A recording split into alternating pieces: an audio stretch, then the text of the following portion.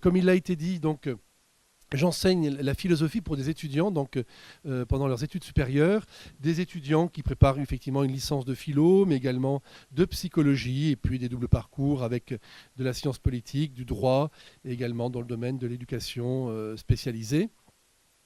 Et j'interviens dans les lycées, j'interviens dans différents groupes, voilà, sur demande, à l'invitation. Alors, effectivement, je suis devant vous comme un prof de philo. Alors, vous n'avez pas encore fait de la philosophie. Rassurez-vous, je pense que je vais prendre les moyens pour que cette approche voilà, vous soit accessible. Et vous verrez que derrière les termes parfois un peu techniques que j'emploierai, je vous expliquerai bien de quoi il s'agit et cela vous les rendra familiers. Le sujet que j'aborde aujourd'hui avec vous, qui est un très beau sujet, un très grand sujet, sachez-le, qui a occupé, je dirais, la philosophie depuis que la philosophie existe. La question de l'amour, la question de l'amitié n'est pas un thème, je dirais, récent, c'est un thème qui a occupé les philosophes. Pourquoi ? Parce que derrière la question de l'amour, derrière la question de l'amitié, il y a la question de la vie réussie.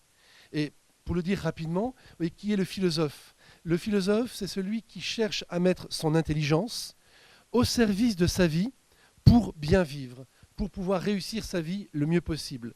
Et donc, c'est ce que je vais vous proposer ce matin. Vous voyez, l'intervention que je vais faire, elle va s'adresser à votre personne, mais particulièrement à votre intelligence, voilà, pour pouvoir éclairer la vie que vous menez. L'homme, à la différence de l'animal, vous voyez, ne réussit pas sa vie spontanément. Un animal, il a un instinct, et son instinct fait que quand il se développe, eh bien, ses désirs, ses besoins se développent de manière très organisée, très déterminée, indépendamment de, je dirais, d'un choix libre qu'il n'a pas. Ainsi, à chaque saison, eh bien, dans la nature, les animaux eh bien, éprouvent certains besoins et ils vont se reproduire. Pour l'homme, ça ne fonctionne pas comme ça. Parfois, on aimerait bien parce que ce serait peut-être plus facile. Mais pour l'homme, vous voyez, les désirs que nous éprouvons, les besoins que nous éprouvons, eh bien, en fait, ne sont pas régulés, ne sont pas réglés spontanément. Et les philosophes l'ont bien vu, mais pas besoin des philosophes pour s'en apercevoir. Je dirais, chacun d'entre nous, dans notre propre vie, il est facile de s'en apercevoir.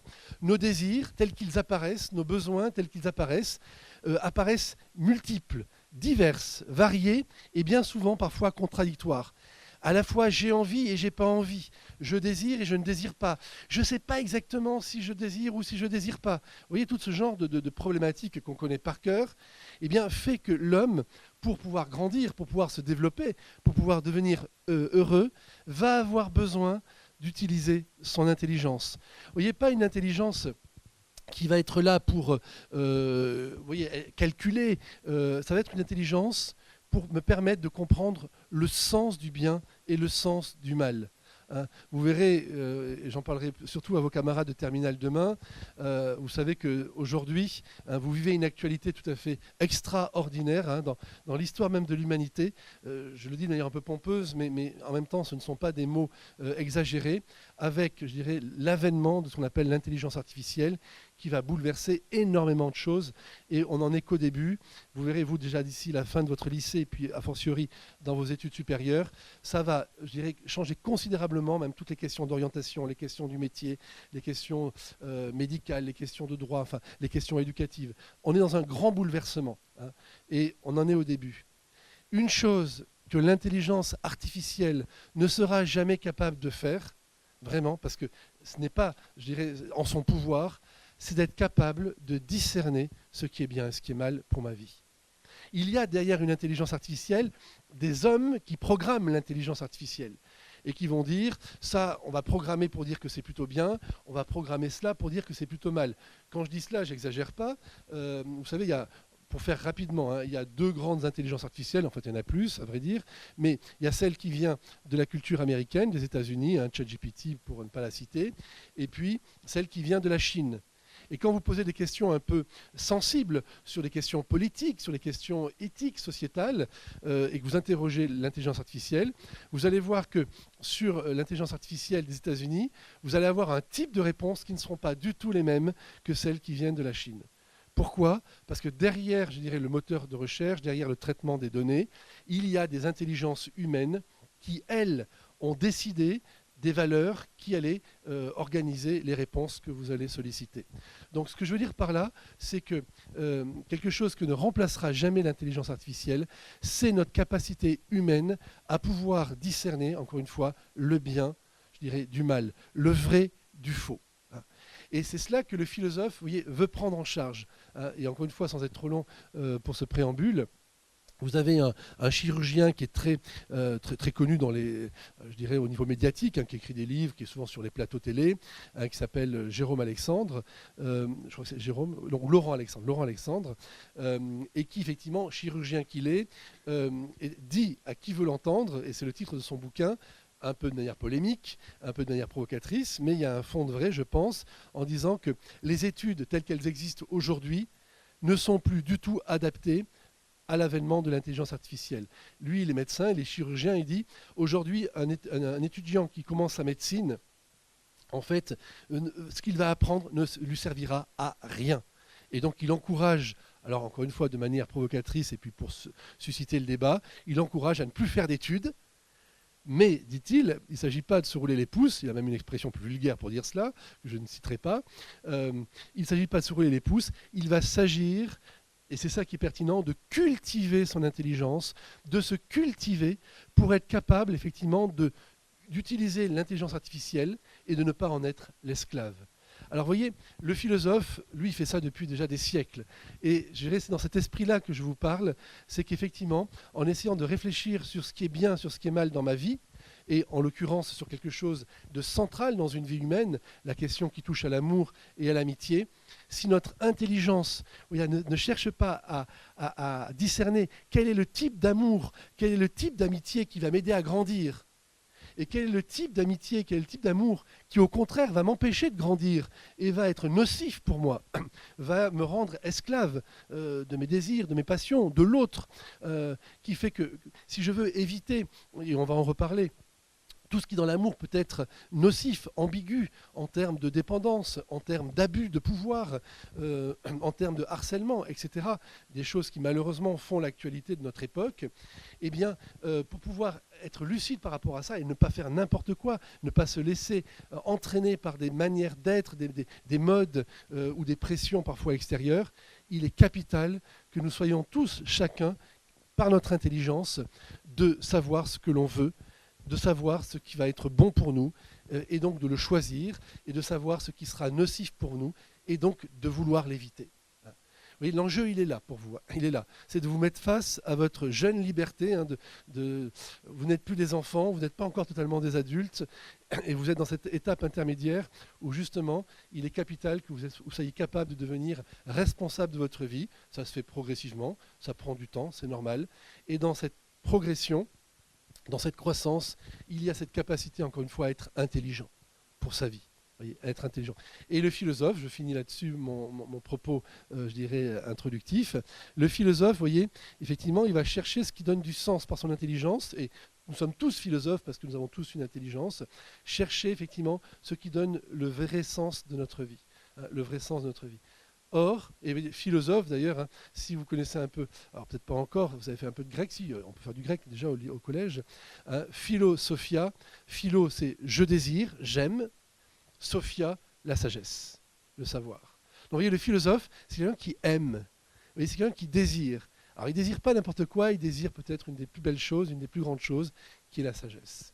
Et au fond, parce que nous sommes tous intelligents, nous avons tous cette capacité de chercher à mettre de la sagesse dans notre vie et, voyez, et de le désirer. Donc voilà, c'est, je dirais modestement, ce à quoi je souhaite vous sensibiliser ce matin. Alors, pourquoi effectivement la question de l'amour, pourquoi la question de l'amitié? Chose extrêmement... alors je vais introduire ça de deux manières différentes. Aujourd'hui, il y a comme un paradoxe qui apparaît autour de la question de l'amour. D'un côté, c'est peut-être une des expériences humaines les plus abîmées, les plus violentées, dans tous les sens du terme, qui font le plus de mal, tellement ça peut être abîmé. Et en même temps, je vais développer un peu cela, en même temps, la question de l'amour et en lien avec l'amitié est encore une des valeurs où l'on met le plus d'attente, le plus d'espoir, ou même, et c'est pas moi qui le dirai, c'est un philosophe que j'évoquerai tout à l'heure, ou encore on perçoit aujourd'hui ce qu'il peut y avoir de sacré dans une vie. Donc, vous voyez le contraste, hein, vraiment l'opposition très forte, l'amour qui est le lieu qui nous abîme le plus, qui peut nous abîmer le plus, nous détruire parfois, et en même temps cette même réalité, c'est celle qui peut-être est la plus sacrée, la plus grande. Comment cela se fait-il? Alors, une évocation rapide, je ne vais pas être trop long là-dessus parce que ce n'est pas le fond de mon sujet. Hop, je reprends une page web. Vous voyez, il y a des études qui ont été faites par l'ARCOM. L'ARCOM, c'est cette instance qui surveille tout ce qui se diffuse au niveau des écrans, au niveau informatique, au niveau donc de toutes les diffusions par l'image, a fait une étude sur la question de la pornographie. Je vous lis quelques lignes, 4 lignes, après je m'arrêterai là. L'exposition des mineurs, ça date de 2022, donc c'est il y a 3 ans. Je crains qu'hélas aujourd'hui, les chiffres n'aient fait qu'augmenter. L'exposition des mineurs au contenu pornographique est en forte progression sur Internet. Chaque mois, 2,3 millions de mineurs fréquentent des sites pornographiques, un chiffre en croissance rapide au cours des dernières années. Dès 12 ans, plus de la moitié des jeunes se rend en moyenne chaque mois sur ces sites. Ils sont près des 2/3 à s'y rendre entre 16 et 17 ans, en moyenne. 12% de l'audience des sites adultes est réalisée par les mineurs. Alors derrière ça, et encore une fois je ne veux pas être trop long, parce que vous voyez certainement de quoi je veux parler, ce qui est important, c'est qu'il faut savoir que derrière ces sites, derrière ces plateformes, leur cible, même s'ils veulent se protéger, interdit au moins de 18 ans, enfin avec des espèces de barrières, en fait, ils ont intérêt à ce que les jeunes, de plus en plus jeunes, aient accès à ces produits, à ces sites. Pourquoi? Parce qu'ils créent une addiction qui, pécuniairement, fait des clients pour de longues années.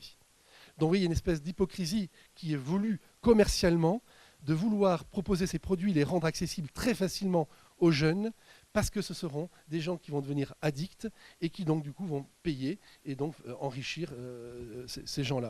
Donc voilà, il y a un enjeu, il ne faut pas être naïf, il faut le connaître. Et derrière ça, et j'en aurais fini par cette évocation, eh bien effectivement, ce sont des images obsédantes, ce sont des désirs complètement tordus, parce que nous sommes là sur un monde complètement irréel, hein, un monde complètement fantasmatique, qui ne correspond absolument pas à la réalité de ce que peut être l'amour dans la dimension de la sexualité. On est dans quelque chose de faux et d'artificiel, mais qui malheureusement, plus on est jeune, va créer des besoins, des attentes polluantes qui vont être compliquées à dépasser. Alors heureusement, ce n'est pas impossible, mais ça va être compliqué. Ça va être difficile. Donc autant, je dirais, pouvoir éviter cela. Et bien sûr, en lien avec cela, eh bien, des comportements tout à fait nocifs, inappropriés, toxiques dans les relations où, malgré, je dirais, soi, parce qu'on est marqué par cela, eh bien, on va chercher à reproduire de tels comportements dans la vraie vie, ce qui va produire des catastrophes sur le plan psychologique, sur le plan des relations, je dirais, entre amicaux que vous pouvez avoir entre vous. Et je suis témoin, moi, avec mes étudiants, combien de plus en plus, bien sûr, tout le monde n'est pas concerné, heureusement, mais malgré tout, de plus en plus, des problèmes d'agression, de harcèlement en lien avec la sexualité se font de plus en plus nombreux. Souvent en lien avec des soirées qui sont souvent trop arrosées, où effectivement après il y a des actes qui sont posés, qu'on regrette, on n'était pas totalement conscient, on n'était pas totalement libre, on l'était un peu mais pas totalement. Vous voyez, tout un monde extrêmement compliqué, des désirs et des besoins et des choses qui vont se vivre. Et dans le domaine du droit, les avocats le savent, puisqu'ils ont de plus en plus à plaider justement des questions de harcèlement. Bon, ça j'arrête là, parce que de toute façon je pense que ces choses-là, vous les connaissez. Vous savez très bien de quoi je parle. Mais pour dire que derrière la question de l'amour, effectivement, il y a aujourd'hui de manière très particulière, de manière malheureusement de plus en plus présente, quelque chose qui abîme, voire qui détruit profondément, je dirais, les jeunes. Et pourtant, n'en restons pas là, et pourtant, curieusement, cette valeur de l'amour, cette valeur que je vais associer à l'amitié, je vais expliquer un peu les deux termes, cette valeur de l'amour et de l'amitié, encore aujourd'hui, dans nos sociétés qui majoritairement, je ne dis pas pour tel ou tel, je dirais, est une société où la foi en Dieu, la croyance, je dirais, a beaucoup diminué, voire quasiment disparu, vous voyez, qui a perdu le sens du sacré, de ce qu'on appelait le sacré. aujourd'hui, il y a un philosophe qui s'appelle Luc Ferry, qu'on voit aussi souvent sur les plateaux télé, qui a écrit beaucoup de bouquins, qui fait beaucoup de vulgarisation, qui est un philosophe athée, je le précise bien, qui ne croit pas en Dieu, et qui cherche, dit, au fond, quelle est aujourd'hui la valeur qui demeure sacrée. Alors derrière le mot sacré, qu'est-ce qu'il entend? Quelle est la valeur qui fait que je serai capable de me sacrifier, sacré sacrifice. C'est-à-dire quelque chose que je considère de tellement grand que peut-être, s'il le faut, je pourrais mourir pour cela. Alors, il est vrai que dans le passé, il y a eu des grandes causes qui suggéraient qu'on pouvait peut-être donner sa vie pour les autres.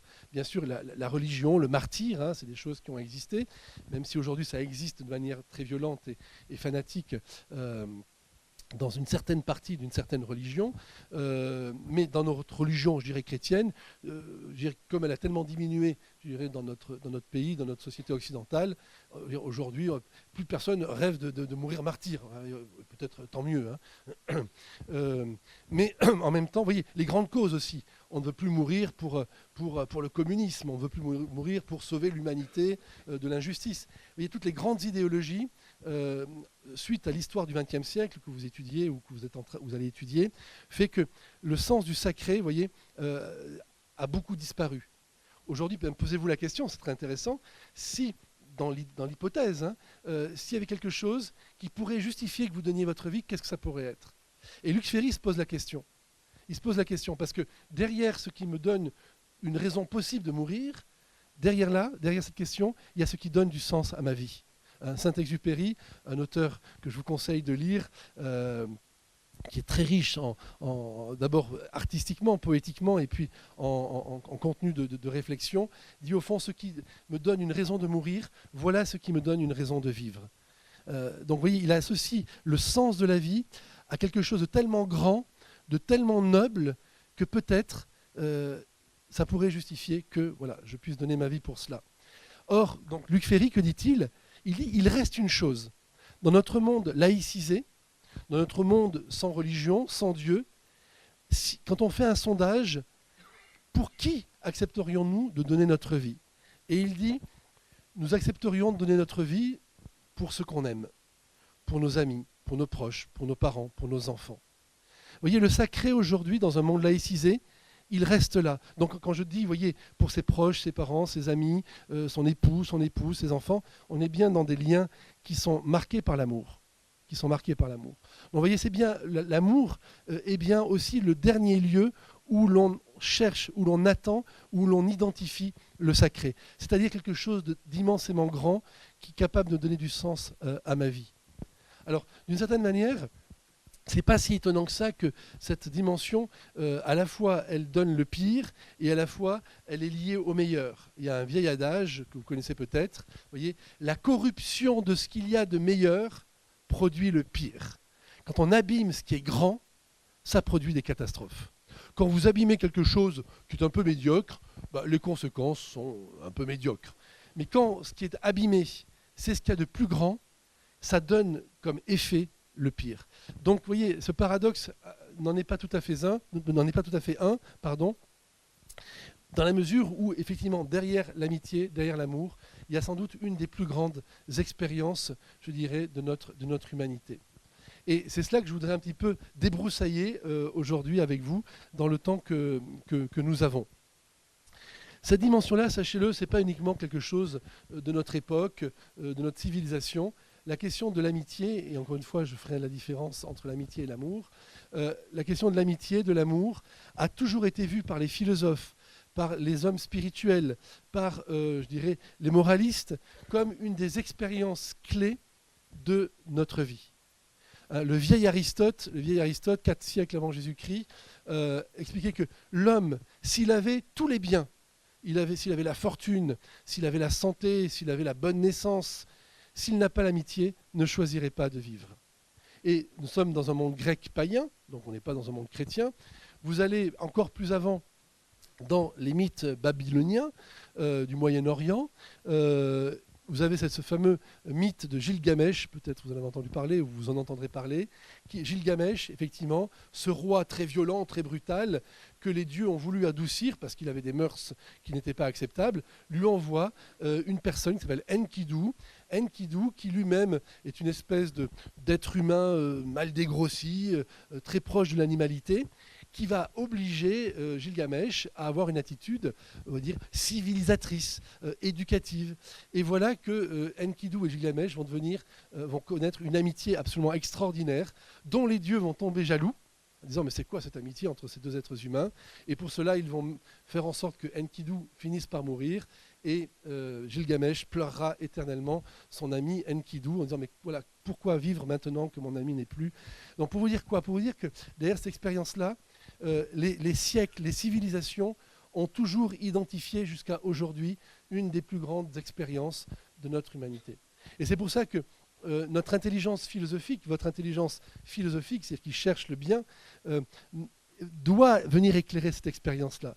Parce que, et c'est maintenant, je rentre dans le vif de mon propos, c'est une expérience, nous le savons tous, qui est extrêmement complexe, qui est extrêmement ambiguë. En français, quand je dis j'aime, waouh, qu'est-ce que je suis en train de dire? Le mot amour, le mot aimer en français, vous voyez, peut désigner plein d'expériences extrêmement différentes. Alors, pour faire simple, je vais dire que j'aime, j'en sais rien, moi, la confiture, j'aime le chocolat, j'aime le sport, j'aime le foot, j'aime le tennis, j'aime bien les maths, j'aime bien le dessin, j'aime mes amis, j'aime mes parents, j'aime mes frères, j'aime Dieu, si j'y crois. Vous voyez, le même mot va être utilisé pour des choses absolument dérisoires et va être aussi utilisé pour des choses les plus nobles. C'est toujours le même mot. Et donc on comprend que quand je dis j'aime, c'est compliqué de savoir ce que je mets derrière ce terme, tellement il recouvre des expériences extrêmement différentes. Alors il y a d'autres langues où il y a plusieurs mots pour arriver justement à distinguer. Je parle en espagnol, gustar, amar, querer, bien sûr. Vous voyez, il y en a au moins 3 qui me viennent à l'esprit. Et en anglais, je pense qu'on en aurait au moins to like, to love, et j'en oublie en coup delight, to delight. Je pense que ça doit aussi vouloir dire quelque chose comme cela. Il y a tout un ensemble de termes qui vont pouvoir dire l'amour. En français, on a un mot qui est à la fois qui est pauvre parce qu'il recouvre toutes ces réalités-là. Alors, en même temps, s'il y a un seul mot, c'est qu'il y a un point commun. Sinon, il n'y aurait pas un seul mot. Il y a des différences, et on va les voir, mais il y a un point commun. Le point commun, c'est quoi dans l'amour? L'amour, c'est quoi? Voilà ce que le philosophe va nous aider à préciser. L'amour, c'est cet élan que je ressens en moi, qui me porte vers une réalité dans laquelle je perçois quelque chose qui a une bonté.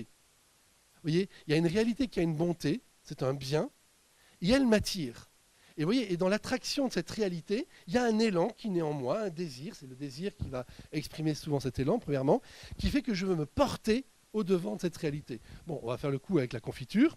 Vous voyez une confiture, c'est votre confiture préférée. Qu'est-ce qui se passe en vous? Eh bien, cette confiture vous attire, elle crée en vous un élan, un désir, une forme d'amour, vous voyez, qui fait que vous dites « j'aime la confiture ». Alors maintenant, ce qui va être intéressant, c'est que en fonction de la réalité qui m'attire, elles sont très différentes. La confiture, le sport, l'art, la musique, et tout ce que vous voulez, mes amis. Ces réalités, elles sont différentes. Et donc, elles vont susciter des amours qui ne seront pas les mêmes. Ce seront des amours qui vont être différents. Alors, le problème, et c'est là où on va essayer un petit peu d'éclaircir les choses, c'est que quand je vis, par rapport à un ami, à une personne, quand j'ai un désir ou un amour qui me porte vers cette personne, en fait, cette personne, elle est complexe. Il y a plein de choses très différentes que je peux aimer et que je peux désirer en elle. Et elles peuvent se mélanger.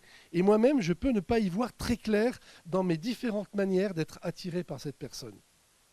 Alors, voilà, ça c'est pour poser le problème. Et on va essayer d'avancer un petit peu maintenant.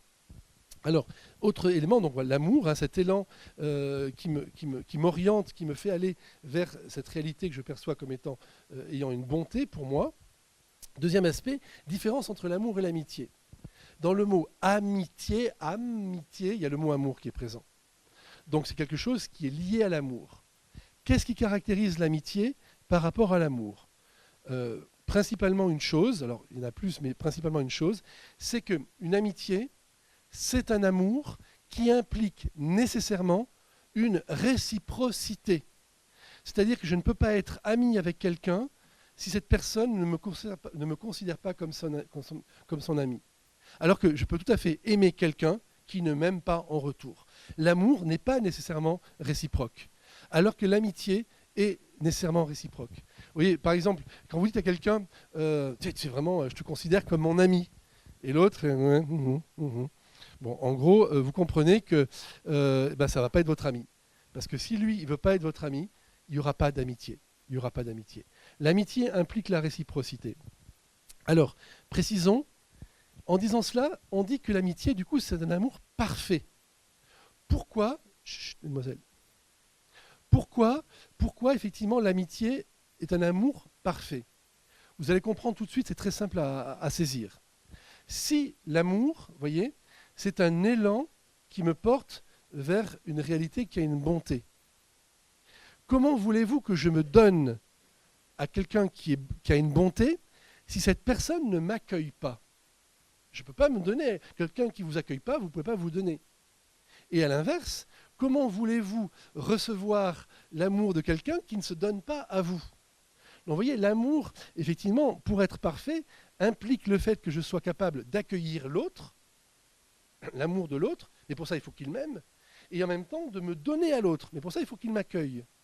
Donc l'amour, quand il n'est pas réciproque, implique une imperfection. L'amour, pour être pleinement lui-même, pour notre vie humaine, a besoin d'une réciprocité. C'est ce qu'on appelle l'amitié. Et la deuxième caractéristique, vous allez voir qui est capitale, ça va apparaître dans ce qui va suivre.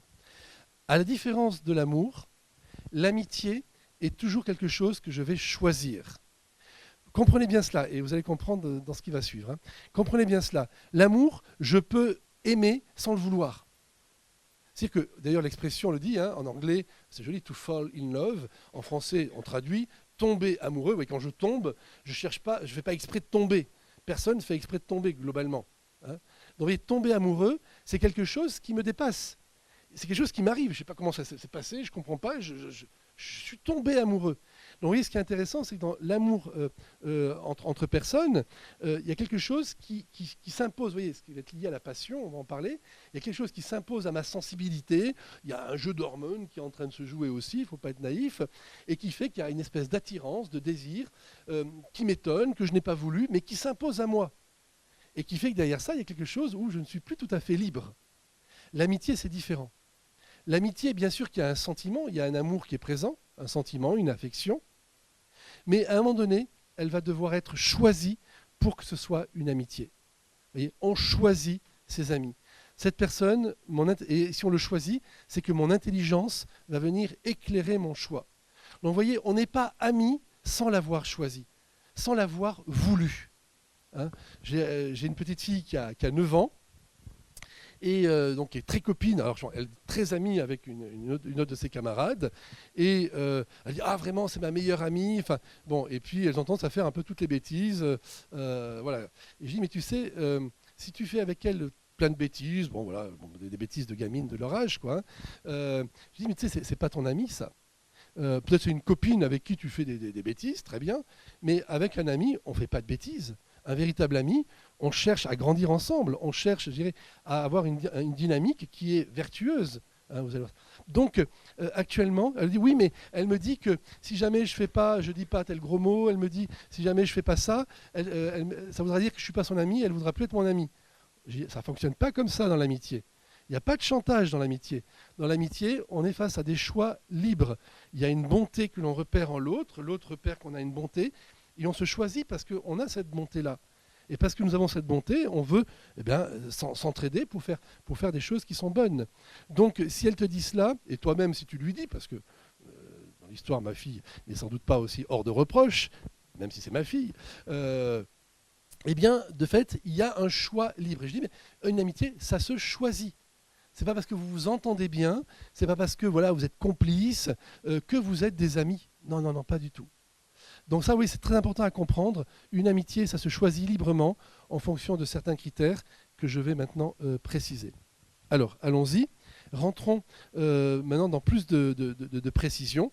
Je voudrais vous montrer, en fait, les différentes formes d'amitié qui peuvent exister. Les différentes formes d'amitié qui peuvent exister. Alors, Là encore, les philosophes se demandaient mais comment on peut comprendre ce qu'est l'amitié? Qu'est-ce que c'est que cette expérience? Tout le monde aspire à avoir des amis. C'est pas facile d'avoir des vrais amis, on le sait bien. On a beaucoup de camarades, on a beaucoup de copains, on a beaucoup de, voilà, de potes, enfin, selon toute la terminologie hein, que l'on peut imaginer. Mais un véritable ami, c'est beaucoup plus rare. Alors c'est normal, hein, c'est normal que ce soit plus rare parce que tout ce qui est grand, tout ce qui a de la valeur, c'est quelque chose effectivement de précieux et qui ne court pas les rues et qui demande des efforts, hein, qui implique une exigence. Donc c'est normal que ce soit rare. Mais c'est pas parce que c'est rare que ça ne peut pas exister et qu'il ne faut pas chercher à pouvoir le vivre. Alors comment décider, comment comprendre ce qu'est une amitié? Très intéressant. Les vieux philosophes, et je reviens à Aristote qui a écrit un travail absolument pour le patrimoine mondial de la philosophie, qui est un des textes majeurs hein, sur l'amitié, reconnu par tous. Hein. Il dit que disent les gens sur l'amitié? Alors première hypothèse, il interroge donc ceux qui ont réfléchi, les philosophes de son époque, et il y en a qui disent au fond l'amitié, c'est quand le semblable va vers le semblable. Ça veut dire quoi? C'est une manière un petit peu abstraite de dire les choses. Au fond, on est amis avec ceux qui nous ressemblent. C'est ça que ça veut dire. Et c'est vrai, remarquons-le, que ça correspond à une certaine expérience. Moi, je le vois bien chaque année quand j'ai les nouveaux étudiants qui arrivent. Hein, ils sont un peu plus d'une centaine chaque fois. On a une semaine de pré-rentrée, d'intégration. Et donc, personne ne connaît personne. Hein, ils arrivent tous des différents lycées. Et qu'est-ce qui se passe? Spontanément, tout le monde se rapproche de ceux qui les ressemblent. Vous avez des petits groupes qui se forment à partir du semblable. Je ne veux pas faire de sondage parmi vous, mais je suis à peu près certain que c'est aussi comme ça que ça fonctionne. D'ailleurs, si on regarde un petit peu où vous êtes assis, à côté de qui vous êtes assis, dans la mesure où on ne vous a pas déplacé de l'extérieur, eh bien, c'est souvent des gens qui vous ressemblent d'une certaine manière, dans le style de s'habiller, dans la manière d'être. C'est des gens qui vous ressemblent. Donc, pour dire que c'est quelque chose qui n'est pas du tout idiot, de dire que en fait, on est attiré par ceux qui nous ressemblent. Ceux qui sont trop différents de nous ne nous attirent pas. Et donc, l'amitié est plus compliquée à mettre en œuvre. Première solution, c'est ceux qui nous ressemblent. Mais on continue l'enquête, et voilà maintenant que d'autres philosophes disent autre chose qui apparemment est contradictoire. Ils disent non, non, l'amitié, c'est pas d'aller vers celui qui me ressemble. L'amitié, au contraire, c'est d'aller vers celui qui est différent de moi. Alors ils vont dire vers le dissemblable. On ne va pas vers le semblable, on va vers le dissemblable. Et on peut comprendre aussi la pertinence d'une telle proposition. C'est vrai que quelqu'un qui est exactement comme moi, qui serait mon clone, ne m'attire pas. Je suis aussi attiré par celui qui a quelque chose que je n'ai pas et qui du coup m'apparaît comme bon pour moi. Donc vous voyez la notion de complémentarité en fait dans l'amitié. Dans l'amitié, il y a des complémentarités. Et là, la complémentarité va marquer le dissemblable. Et Aristote dit, ok, très bien. Donc l'amitié, ça implique le semblable, la relation, ça implique aussi le dissemblable. Mais bon, du coup, on n'arrive pas bien à savoir ce que c'est. Et il dit un truc très bizarre. Bon, laissons ce propos aux physiciens. Et prenons le problème par un autre bout. Alors, je voudrais vous faire comprendre ça parce que c'est absolument génial. Alors les physiciens, il faut comprendre, il faut traduire ça. Les physiciens, chez les Grecs, d'ailleurs la physique, c'est le mot grec qui dit la nature. Donc laissons cela à ceux qui s'occupent de la nature. Aujourd'hui, on dirait laissons cela à ceux qui s'occupent de la SVT. Laissons cela à ceux qui s'occupent, aux psychologues, parce que la nature, c'est aussi la psychologie. Dit autrement, ce qu'il est en train de dire, c'est que ce n'est pas une affaire de compatibilité physique et psychologique qui va me faire comprendre ce qu'est l'amitié. Ça, c'est un point capital. Vous voyez, l'âme sœur, dont parfois on peut rêver de rencontrer, vous voyez, qui serait au fond le complémentaire parfait physiquement, psychologiquement, ça ne fait pas précisément, profondément l'amitié. Vous pouvez être tout à fait complémentaire, complice avec quelqu'un, et vous ne le choisirez pas pour être votre ami. Et il ne vous choisira peut-être pas pour être ami. Alors ça ne veut pas dire que ça ne joue pas un rôle, que la complémentarité, la complicité, ça peut préparer l'amitié, ça on est OK. Mais ce qu'il faut comprendre, c'est que ça ne dit pas ce qu'est l'amitié. Je précise un peu plus pour bien que vous compreniez. une relation complètement fusionnelle, et ça existe toujours. Il y en a deux qui sont toujours scotchés ensemble. Ils peuvent jamais, quand il y en a un, il y a l'autre qui est à côté, ou quand il y a une, il y a l'autre qui est à côté. Des fois même, moi, par mes étudiants, je vois ça, et je ris, quoi. Je dis, tiens, bonjour, ah ben voilà, vous êtes là, bien sûr, effectivement, je m'y attendais. Parce qu'il y en a qui sont tellement fusionnels, qui fait que quand il y a un, il y a l'autre est toujours à côté. Ça, c'est pas l'amitié, ça. Enfin, en tout cas, c'est pas suffisant. Ça, c'est effectivement une espèce de complémentarité, de complicité fusionnelle, mais qui est en fait l'effet tout simplement d'une complémentarité psychologique, d'une complémentarité physique, on s'apprécie bien, etc. Mais ce n'est pas l'amitié. Aristote dit, c'est pas comme ça qu'on va comprendre ce qu'est l'amitié. L'amitié, en fait, pour la personne humaine, ça relève d'autre chose, de plus profond encore que cette simple association physique et psychologique. Alors, encore une fois, je précise au passage, il ne s'agit pas de la mépriser, cette complémentarité psychologique. D'ailleurs, petite évocation historique, avant, ça n'existe quasiment plus, maintenant ça ne fonctionne plus comme ça, dans les villages, il y avait des vieilles femmes, souvent des vieilles femmes parce qu'elles avaient beaucoup d'expérience, qu'on appelait les marieuses. C'était quoi? C'est qu'elles connaissaient tout le monde dans le village et dans tous les villages environnants. Et puis, au moment où les jeunes étaient en âge de se marier, elles repéraient, tiens, le petit machin, là, je le verrais bien avec la petite bidule, là, ça devrait bien le faire, quoi. Alors, du coup, il y avait le bal du village, on se débrouillait pour les faire se rencontrer, allez, invite-la à danser. Et puis, à la fin, ça ne marchait pas si mal que ça, finalement. Bon, là aussi, certains sites qui sont sérieux, ou certaines agences matrimoniales sérieuses, en fait, cherchent à étudier les complémentarités pour voir, effectivement, les couples qui pourraient fonctionner en fonction du caractère et de plein de critères. Ok, donc pour dire que bien sûr que ça existe, ce que je suis en train de dire, mais je reviens et je le fais exprès pour y insister, ce n'est pas ça qui fait une amitié véritable, qui donne tout son sens. Qu'est-ce qui fait cette amitié véritable? Je l'ai dit, effectivement, c'est quelque chose qui va être lié à un choix, qui va être éclairé par mon intelligence, mais du coup, mon intelligence, qu'est-ce qu'elle va chercher à repérer? Allons-y. 3 types d'amitié possibles. 2 qui sont insuffisantes, qui sont imparfaites par rapport à la vie réussie, hein, et une qui apparaît comme étant parfaite, c'est-à-dire qui a la capacité de rendre heureux, de répondre à une aspiration au bonheur. La première, c'est l'amitié qui a comme finalité, voilà comment Aristote réfléchit, il dit on va regarder le but que cherchent les amis. L'amitié, je vais comprendre ce que c'est quand je comprends le but qui est recherché par les amis. C'est ça qui va m'apprendre à comprendre ce qu'est vraiment l'amitié. C'est qu'est-ce que les amis veulent ensemble. Quel est le but qu'ils veulent vivre ensemble. Et là, il y a 3 grands buts possibles pour l'amitié. 3 grands buts. Et c'est ces 3 grands buts que je vais vous développer et qui iront à la fin de mon propos. Première amitié, l'amitié qui a pour but le plaisir physique. Alors non, je ne vais pas commencer par celle-ci, je vais commencer par une autre. Première amitié, ça je développerai juste après. Première amitié, l'amitié qui vise l'utilité. En gros, si vous voulez, au fond, c'est l'expression que nous avons quand nous disons je ne vais que vers les personnes qui m'intéressent. Vous voyez, parmi mes camarades, il y en a qui m'intéressent et il y en a qui ne m'intéressent pas du tout, quoi. Alors ceux qui ne m'intéressent pas du tout, je ne vais jamais vers eux, ils ne m'intéressent pas. Ça veut dire quoi, être qui m'intéresse? Si vous voulez, de manière caricaturale, c'est l'amitié des complices. C'est celui qui répond à un besoin que j'ai, et il y a amitié quand il y a réciprocité. Moi-même, je réponds à un besoin qu'il a. Par exemple, si vous voulez, il y a celui qui est bon en maths et celui qui est bon en français, et du coup, ils sont amis parce que celui qui est bon en maths va aider celui qui est bon en français mais qui n'est pas bon en maths, et moi qui suis bon en maths mais qui ne suis pas bon en français, je vais être aidé. Vous voyez, il y a un intérêt. Il y a un intérêt qui va se créer.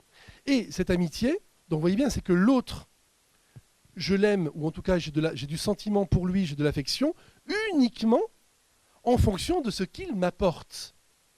Donc vous voyez, je ne l'aime pas lui dans sa personne, j'aime ce que lui m'apporte. Et le jour où il ne me l'apporte plus, l'amitié disparaît automatiquement.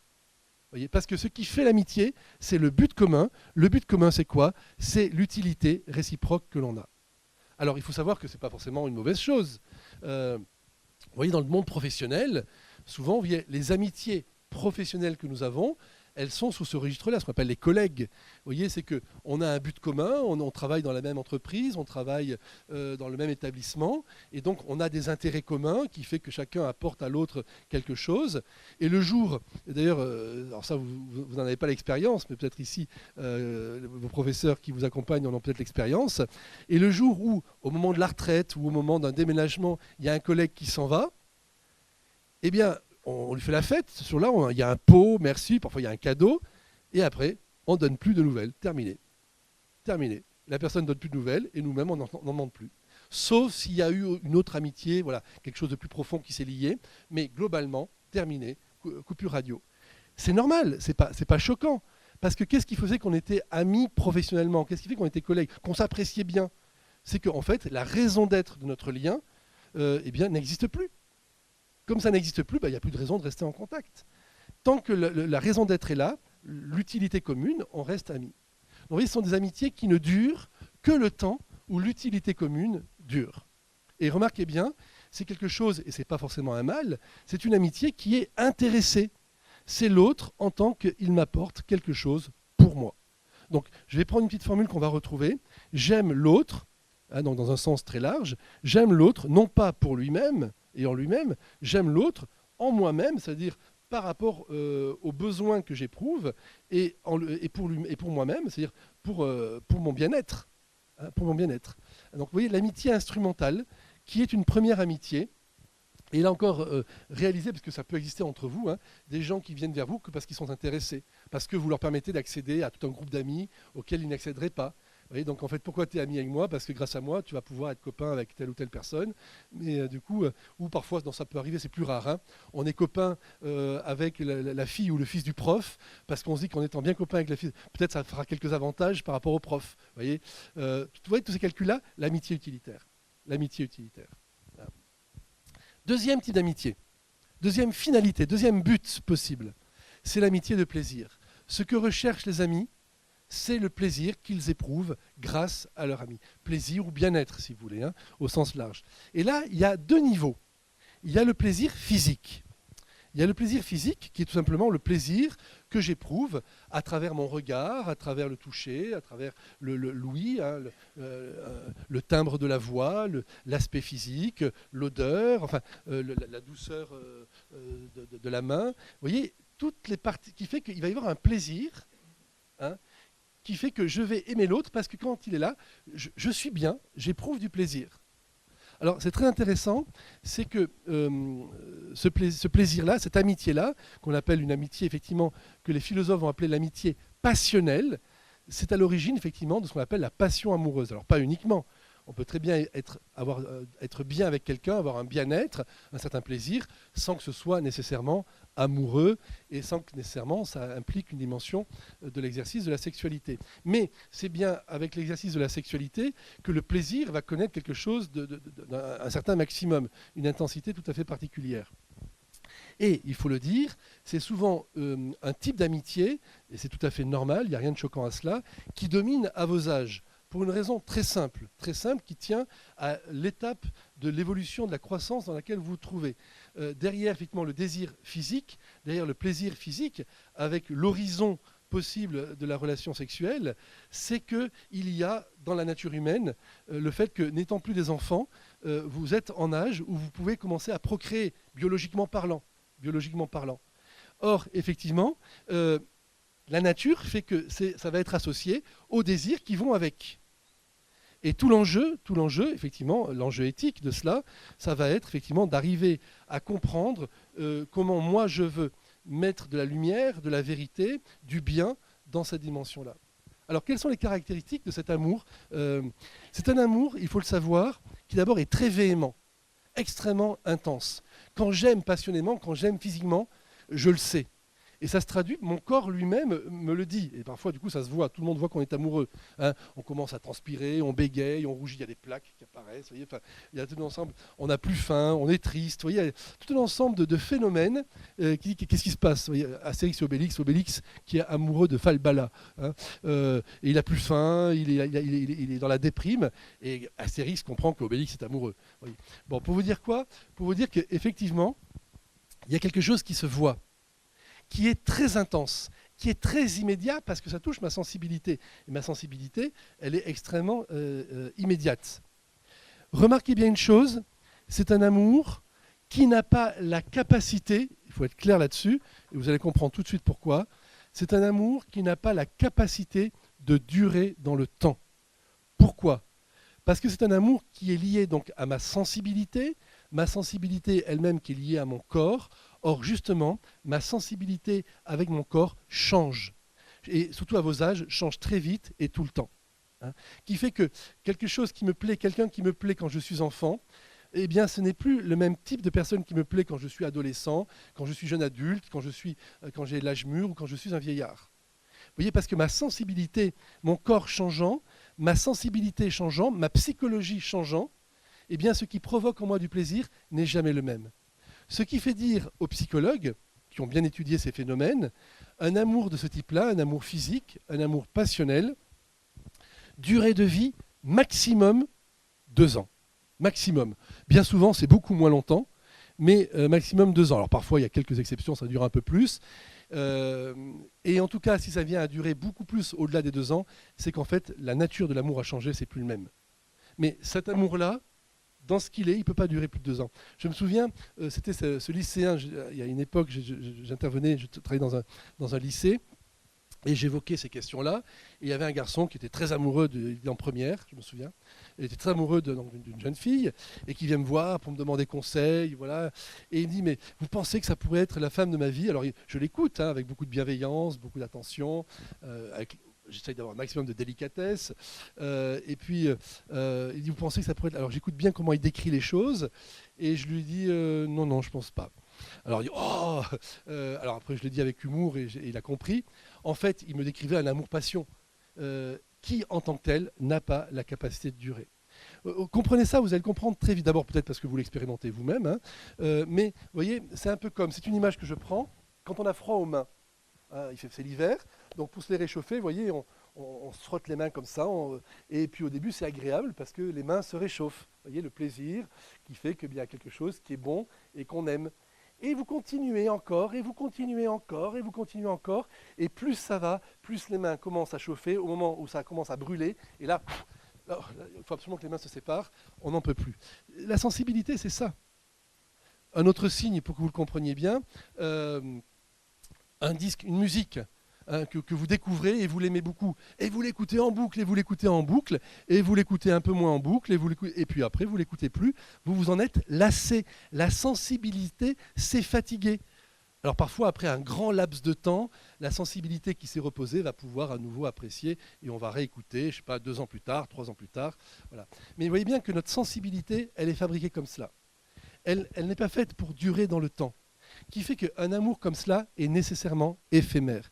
Il ne peut pas durer. Deuxième caractéristique qui est important à comprendre, c'est un amour qui est possessif. C'est-à-dire qu'on veut l'autre pour son propre plaisir. C'est-à-dire que ce n'est pas l'autre qu'on aime, c'est le plaisir que l'on éprouve à l'égard de l'autre. Alors parfois on va dire, mais si, c'est l'autre que j'aime, et on va prendre soin de lui, on va avoir des délicatesses, on va avoir des attentions. Oui, mais les attentions qui fait qu'il reste mon ami et qui fait que je peux continuer à avoir du plaisir grâce à lui. Donc oui, c'est un amour effectivement qui est possessif, où c'est l'autre pour moi, c'est l'autre pour mon propre plaisir. Il est captatif, ça va ensemble. Et c'est pour cela, là aussi, un point très intéressant, c'est que c'est un amour qui est nécessairement jaloux. Là aussi, vous avez un très bon signe de savoir si votre amour, est-ce que c'est un amour utilitaire, est-ce que c'est un amour, justement, une amitié de plaisir. Il est jaloux. Pourquoi ? Parce qu'effectivement, comme l'autre représente quelqu'un qui peut m'apporter du plaisir, si l'autre a une amitié avec d'autres personnes, c'est autant que je n'aurai pas et qui va me manquer. D'où la jalousie et tout ce que ça peut provoquer comme réaction.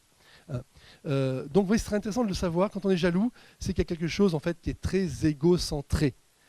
C'est l'autre pour moi, c'est l'autre pour ma satisfaction, c'est l'autre pour mon plaisir. Et remarquez bien parfois, et malheureusement dans les relations amoureuses en général et puis à vos âges en particulier, c'est souvent ce qui se produit, c'est qu'à un moment donné, quand l'autre n'éprouve plus de plaisir, il vous balance tout simplement. Alors ça crée des drames amoureux. Alors quand les deux c'est en même temps, il y a un peu moins de drames, mais souvent c'est pas en même temps. Et donc effectivement, ça peut être des grands chagrins d'amour, parce que oui, c'est un amour consommateur. J'ai un collègue, prof de philo, qui a écrit un bouquin qu'il a appelé l'amour carnivore.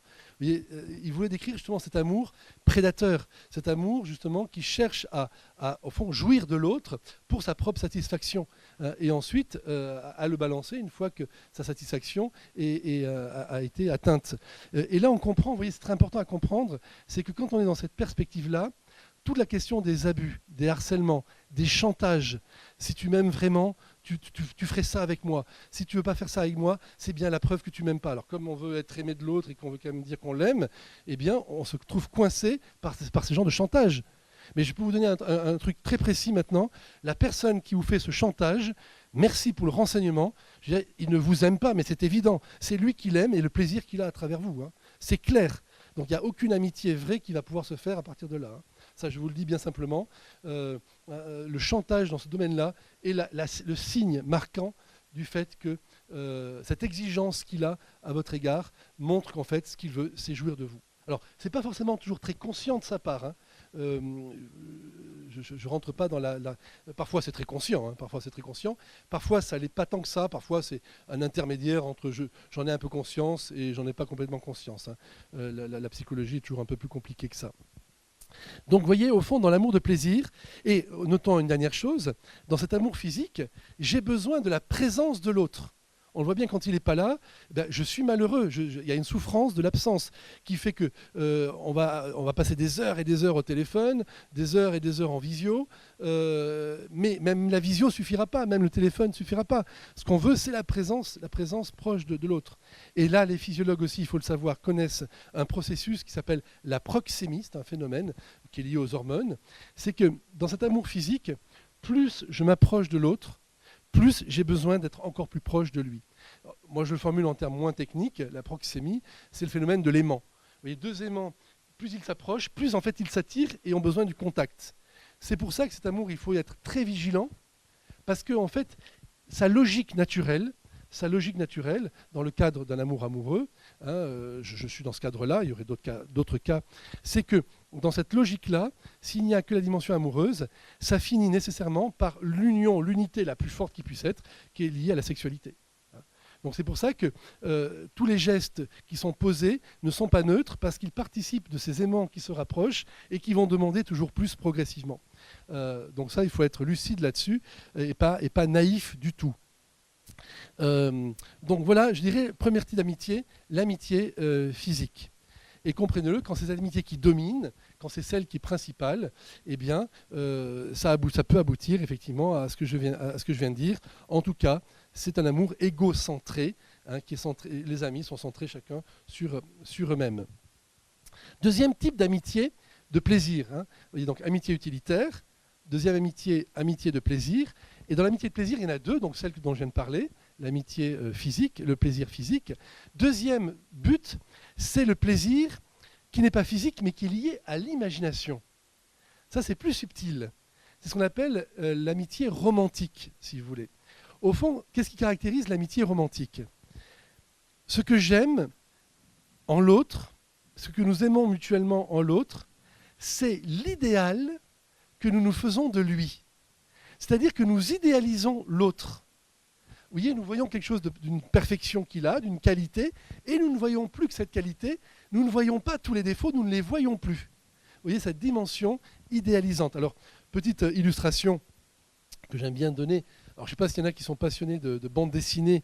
Alors, c'est une bande dessinée qui est assez ancienne. Il y a des sketchs d'un auteur qui s'appelle Gottlieb.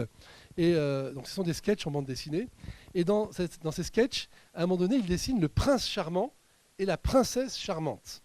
Alors, de quoi s'agit-il ? Ça illustre en fait ce que je suis en train de vous dire. On voit d'abord le prince charmant. Et il y a un dessin du prince charmant qui est dessiné de profil. Et là, un profil magnifique, c'est un prince charmant, quoi, hein, il est charmant, avec un front ferme, mais on sent en même temps de la délicatesse, de la douceur, un menton qui montre que c'est un homme décidé, mais qui saura aussi laisser la place à l'autre. Bref, toutes les qualités que les princesses charmantes cherchent et veulent trouver dans leur prince charmant. Deuxième dessin, juste un sketch, hein, par une bande dessinée, on voit le même prince charmant de face. Et là, qu'est-ce qui se passe ? On voit que le prince charmant, il a deux yeux qui sont à deux niveaux, mais vraiment différents l'un de l'autre. Bref, il a vraiment une sale tête. Et donc là, il est en train de montrer que... Alors, que, effectivement, si je regarde uniquement un aspect, alors là, c'est formidable, tout est parfait. Mais si je regarde la personne dans sa totalité, il n'y a pas que des perfections, hein. Alors, deuxième sketch, la princesse charmante maintenant. Là, on va pas se faire avoir, on va la regarder tout de suite de face, pour qu'il n'y ait pas de mauvaise surprise. Et là, vous avez une princesse charmante, tout à fait charmante, avec de longs cheveux, avec une petite bouche toute fine, des yeux magnifiques, bref, la princesse charmante que tous les princes charmants rêvent de rencontrer et rêvent d'épouser. Là aussi, donc, vous voyez, l'idéal, hein, que je m'imagine. Mais attention, c'est pas fini, on va quand même faire le tour du propriétaire, hein, on va pas se faire avoir cette fois-ci. Et là, on la voit de profil, et il se trouve que la princesse charmante a un nez qui arrive ici, chose qu'on ne voit pas de face parce que ça écrase la perspective, un peu comme moi, oui j'ai un grand nez, oui, ah oui j'ai un grand nez, oui, oui, on le voit un peu moins comme ça. Donc vous voyez, la réalité, elle implique des défauts, elle implique des imperfections. Si ça se trouve, mon prince charmant, quand il rentre de la chasse et qu'il enlève ses bottes, ça pue. C'est un prince charmant. Et ma princesse charmante, qui est tellement charmante, le soir quand elle dort, elle ronfle, on dirait une cheminée, c'est pas possible. Ben, ça, c'est la vraie vie aussi. Dans la vraie vie, il n'y a pas que des qualités, il y a aussi des gros défauts. Ce que je veux dire par là, c'est que dans l'amour romantique, qu'est-ce qui se passe? On idéalise l'autre. C'est-à-dire qu'on ne voit en l'autre que ce que l'on veut voir. On voit en l'autre que ce qui nous plaît dans notre vision esthétique. C'est souvent les artistes fonctionnent comme cela. Les artistes repèrent une qualité et ils l'exaltent. Vous voyez, ils l'idéalisent. Il y a tous les romans, Tristan et Iseult, Roméo et Juliette, etc., vous présentent des amours romantiques qui sont comme cela. Un amour, vous voyez, tellement idéal qu'en fait, il n'est pas réaliste. Et remarquez bien, dans tous ces romans, dans tous ces poèmes, à la fin, ça finit toujours de la même manière, c'est la mort de l'un des deux. Pourquoi? Symboliquement, parce que la perfection, cette perfection de beauté, cette perfection idéale, elle n'existe pas dans la vraie vie. Et si on veut garder cet amour dans toute sa pureté, eh bien, ça ne peut pas être la vie quotidienne, la vie ordinaire. Hein, vous voyez, les contes de fées, vous voyez, il y a toute la partie magnifique, c'est la découverte de l'amour, et puis au moment, voilà, ils partagent leur amour, il est enfin possible, et là, à ce moment-là, ils se marièrent, eurent beaucoup d'enfants, et l'histoire est terminée. Parce que ce qui va se passer ensuite, c'est moins sympa, quoi. Enfin, c'est plus compliqué. Le quotidien, le banal. Vous voyez? Donc, c'est très intéressant de voir que là aussi, dans cet amour romantique, alors il y a une différence par rapport à l'amour physique. Le plaisir que l'on a, c'est un plaisir plus noble, parce que, au contraire, il respecte l'autre. Dans l'autre, j'ai besoin de consommer l'autre physiquement. Là, ici, j'ai simplement besoin de l'imaginer. J'ai besoin de me le représenter. Et qui fait que, ce qu'on appelle aussi l'amour platonique, qui fait que je ne veux pas trop interagir avec lui, parce que si j'interagis trop avec lui, je vais découvrir ses défauts, et comme je vais découvrir ses défauts, ça va un petit peu diminuer ce qui justement me plaît en lui. Et c'est un amour où on voit très bien qu'il y a besoin de séparation, à l'inverse de l'autre. Pourquoi? Parce que quand on est trop ensemble, eh bien comme je le disais, on voit les défauts qui apparaissent et on voit les choses qui ne nous plaisent pas. Donc on se sépare. Et qu'est-ce qui se passe? L'imagination, à nouveau, refait son travail. Hein. Stendhal a très bien développé ça dans De l'amour, à travers un terme qui s'appelle la cristallisation. Il y a tout un processus de l'imagination qui, à nouveau, va idéaliser l'autre pour, à nouveau, que je puisse continuer à l'aimer. Donc il y a quelque chose, vous voyez, qui est plus désintéressé. Il y a quelque chose qui est plus respectueux de l'autre, dans la mesure où je ne cherche pas à le consommer. Néanmoins, il y a aussi une limite à cet amour. C'est que ce n'est pas l'autre en lui-même que j'aime, c'est toujours l'idée que je me fais de l'autre. C'est l'idée que je me fais de l'autre. Or, l'idée que je me fais de l'autre, c'est mon idée. Et donc, en aimant l'autre de manière romantique, c'est encore moi-même que j'aime. J'en finis là, avant de passer au troisième et dernier type d'amitié. Dans ce type d'amour romantique, si jamais vous avez été aimé comme cela, c'est assez valorisant, c'est assez sympa. Quelqu'un, vous voyez, qui vous idéalise et qui commence à vous dire « Ah, t'es vraiment super. Ah, merci, tu l'as remarqué, merci. » On est flatté, quoi. « Ah oui, puis vraiment, là j'aime bien ton humour. Ouais, merci, bah, c'est gentil de me le dire. Voilà. » Et puis, il dit « Ah, puis aussi, quand tu parles comme ça, c'est vraiment super. Ah, je vois pas. Ouais, d'accord, ok. Et puis, il y a ça aussi. Ah, il y a ça aussi, ça, j'avais pas remarqué, mais bon, si tu le dis. » Et en fait, on se dit « Mais de qui tu es en train de parler, là ?» En fait, on s'aperçoit que la personne, elle ne vous parle pas de vous. elle parle du bonhomme ou de la bonne femme qu'elle a fabriqué dans son imagination. Et on comprend à ce moment-là que ce n'est pas nous qui sommes aimés. C'est l'idée qu'elle est en train de se faire de nous ou qu'il est en train de se faire de nous.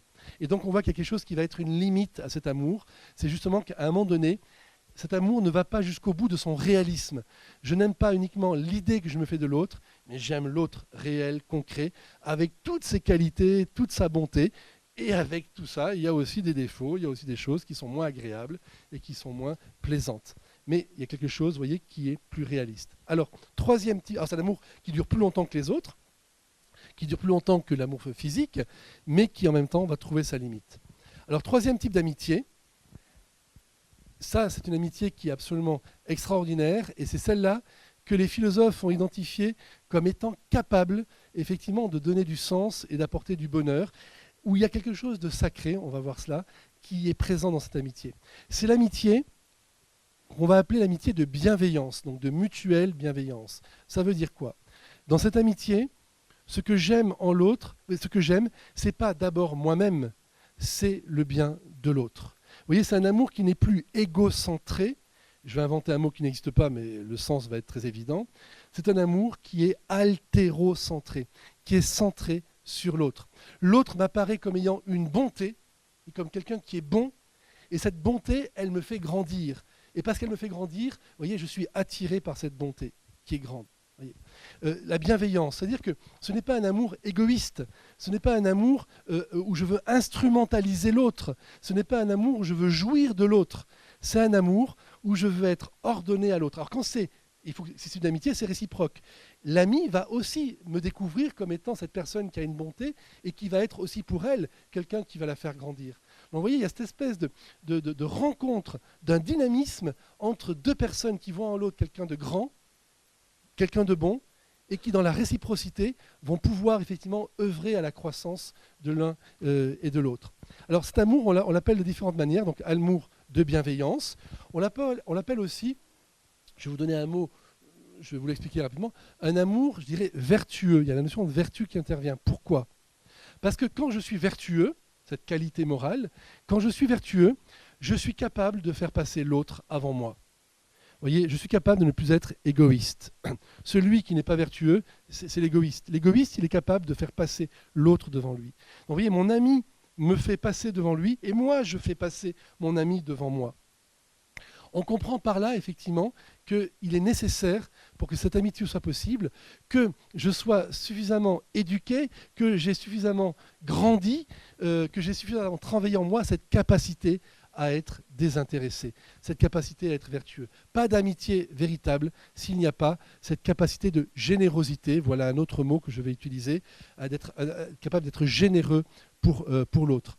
C'est pour cela, vous voyez, que pour que cette amitié se vive, le vieil Aristote disait, en soulignant quelque chose de très vrai, il dit, les jeunes, en fait, aspirent à vivre cette amitié-là, mais ils sont très pressés.